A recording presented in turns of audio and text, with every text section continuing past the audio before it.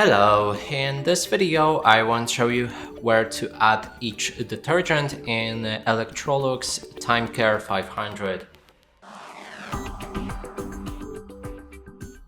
To do this, first we'll need to open our detergent shelf, and then to actually simplify this, we'll need to remove it.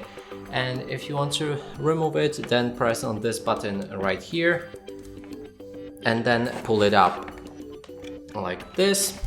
Then we can move to actually adding detergents. So first thing, here you can put either the powder or liquid detergent, and as you can see now it's turned to powder detergent. That means when you can see powder detergent right here, you can only add powder. If you want to switch to liquid, you will need to flip it like this and then put the liquid. Then there's the softener, you can add it right here, and there's also max label which suggests on how much of it you can put in. And when everything is ready, for example we just changed to liquid detergent, we can insert the shelf.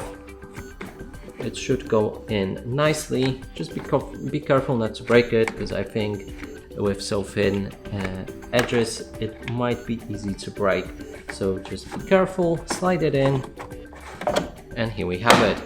And that's it for this video. Hope you like it. Please consider subscribing to our channel, leave a like and a comment below.